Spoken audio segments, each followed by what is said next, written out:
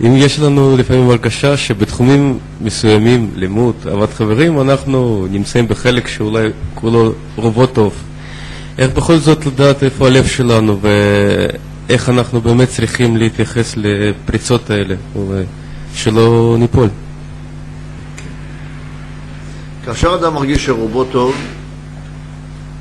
בדרך כלל מי שמדריך אותו חייב לעצור אותו ולהראות לו שאולי לא רובו טוב, שאולי יש עוד פגמים שהוא צריך לתקן, ואם הוא לא יתקן אז ייתכן שהוא יפיל את עצמו למקומות ולמחוזות לא טובים.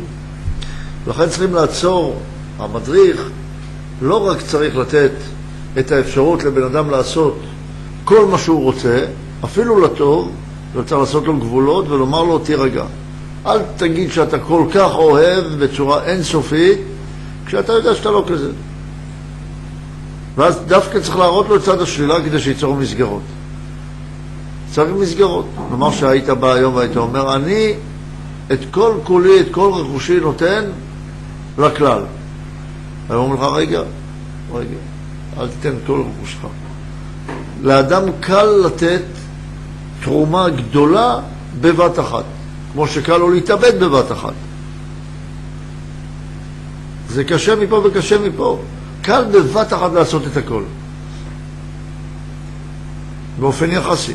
אבל יותר קשה לתת צדקה כל חודש, כמות מסוימת, יותר קשה מאשר לתת בבת אחת הרבה. לעשות בבת אחת הרבה, זה אומנם דרך קיצונית ומראה על חוזק, אבל לעשות הרבה פעמים בבת אחת הרבה, זה החוזק. לא לעשות בפעם אחת הכל. בפעם אחת הכל זה מעין, אני יוצא את העיניים, עושה בפעם אחת, לא נושם רגע, שופך עליי מים קרים או מים חמים, או נזרק לאש, מה יהיה אחר כך? לא חושב. אז לעשות בבת אחת הכל, אין לזה ערך גדול מאוד, אלא אם כן אתה עושה בבת אחת כדי לעשות התמדה גדולה אחר כך.